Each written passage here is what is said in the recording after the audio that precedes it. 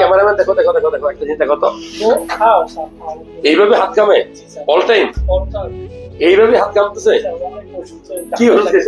এই দেখ রাজীব, দেখে যা, দেখ দেখ দেখ একটা মানুষ হাত কামে কামে। এই এই তোমার হাত তো সব কিছু তো মুছতে বদলে। হ্যাঁ হ্যাঁ, তোর খাতাগুলো তুমি লিখতে পারবো না কেন? ভয় পেলে বেশি খাবে নাকি এমনিতেই? এই যে মুছে দিলাম।